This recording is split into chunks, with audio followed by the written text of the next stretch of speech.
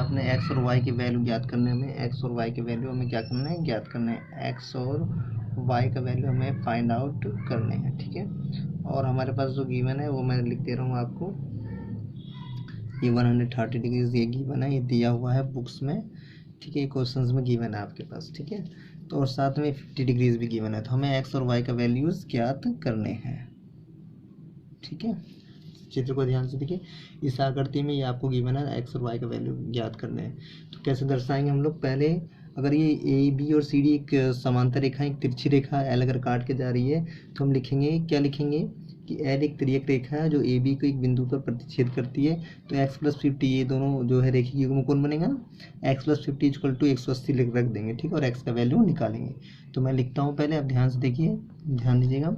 L एक तिर्यक रेखा है, तो ए बी को एक बिंदु पर प्रतिच्छेद करती है। ए बी को क्या करती है, एक बिंदु पर प्रतिच्छेद करके जाती है। तो हमने कहा कि एक्स प्लस 50 क्या रेखिक युग्म कोण है, यहाँ लिख देंगे रेखिक युग्म कोण बनाते हैं, रेखिक युग्म कोण। तो रेखिक युग्म कोण को आप जानते हैं कि दो एक ही रेखा बने दोनों कोणों का सम 180 डिग्री होता है। तो 180 डिग्री हमने दिखा दिया, एक्स प्लस 50 बराबर 180, 50 को पक्षांतर कर दिया, 180 में से 50 गया तो एक्स इक्वल टू आ गया 130 डिग्री आ गया हमारा वैल्यू, ठीक है। तो एक्स का वैल्यू इसी प्रकार से हम सी डी बिंदु, सी डी रेखा के लिए भी सेम लिखेंगे। ध्यान से देखिएगा, ध्यान से दीजिएगा। एल एक तिर्यक रेखा है जो सी डी को एक बिंदु पर प्रतिच्छेद करती है, तो वाई का वैल्यू क्या आएगा, 130 ही आएगा। क्यों है, क्योंकि शीर्षाभिमुख कोण है, ठीक है। तो यहाँ लिख देंगे वाई इक्वल टू 130 डिग्रीज, ये हो गया इसका आंसर। यहाँ लिख देंगे शीर्षाभिमुख कोण है, क्या है, शीर्षाभिमुख कोण, ठीक है, शीर्षाभिमुख कोण है। क्लियर है, आपको समझ में आ गया होगा शीर्षाभिमुख क्या है, कोण है, इसलिए y इक्वल टू 130 डिग्रीज आ गया।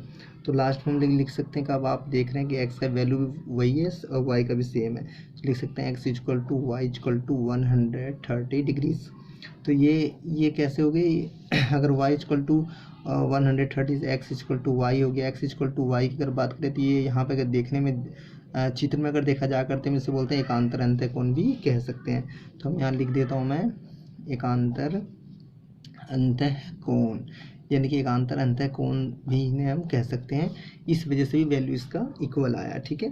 तो यह यूँ लिख दीजिएगा y इक्वल टू 130 डिग्रीज। तो क्लियर है, समझ में आ गया होगा। अतः लास्ट में लिख देंगे रेखाएं ए बी सी डी आपस में क्या है, समांतर हैं। क्लियर, लास्ट में लिख देंगे कि अतः रेखा ए बी तथा सी डी के लिए ये एकांतर अंतःकोण है, अतः A B Rekha C D के क्या होंगे, समांतर होंगे। क्लियर, तो समांतर होने के लिए हमें दिखाना ही होता है कि भाई एक्स जो है वो वाई के इक्वल है, अर्थात एक्स कोण जो वाई के बराबर एकांतर कोण है और इनका वैल्यू बराबर है। तो इसका मतलब ये ए बी और सी डी रेखाएं क्या होंगे, आपस में समांतर होंगे, ठीक है। तो समझ में आ गया होगा आपको अच्छी तरह से। अगला क्वेश्चन देखिए, ध्यान दीजिएगा। क्वेश्चन क्या है, दी गई आकृति को ध्यान से देखिए, ए बी सी डी के समांतर है, तो हम कह सकते हैं कि सी डी ए बी जब दो रेखाएं समांतर है तो तीसरी रेखाएं भी इसके समांतर होंगे, वो हमें प्रूव करके दिखाने हैं। तो ए बी भी जो ई एफ के समांतर है, ठीक है। और साथ में इन्होंने दे रखा है क्वेश्चन में वाई रेशो जेड, वाई यानी कि एक्स वाई रेशो जेड, इन दोनों का रेशो दे रखा है 3:7, तो हमें एक्स का वैल्यू ज्ञात करने हैं।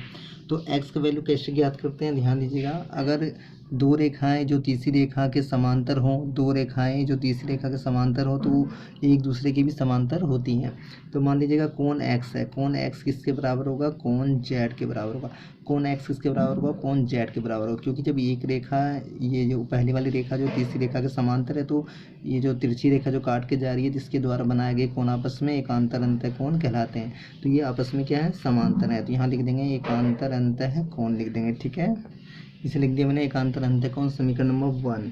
अब हमने क्या देखा कि वाई रेशो जेड जो हमारे पास गिवन है, वाई रेशो जेड हमारे पास गिवन कितना है, 3:7, ये हमारे पास जो इन्होंने दे रखा है, ठीक है। तो वाई रेशो जेड हमने पढ़ा है कि जेड को हम एक्स भी बोल सकते हैं। क्लियर, क्योंकि एकांतर अंतःकोण है, तो क्यों ना एक काम करें, जेड को हम यहाँ पे क्या कर लें, एक्स मान लें, कोई प्रॉब्लम थोड़ी ना समीकरण 1 से। तो हम यहाँ पे लिख सकते हैं कि y ratio x equal to 3:7। अब ये मैंने चेंजेस जो करा है वो समीकरण 1 से करा है, समीकरण 1 से मैंने यहाँ चेंज करा है। क्या करा है चेंज, मैंने यहाँ पे जो है जेड को एक्स लिख दिया है, राइट। तो आपको समझ में आना चाहिए, जेड को मैंने यहाँ एक्स कन्वर्ट कर दिया है।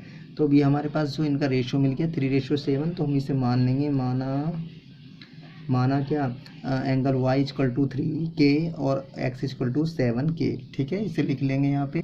तो ध्यान दीजिएगा, एंगल वाई को हमने मान लिया 3K और एक्स को मान लिया 7K। अब ए भी समांतर है CD के, तो हम कह सकते हैं एंगल एक्स और एंगल वाई इनका भी सम्स क्या होगा, 180 डिग्री होगा, ठीक है।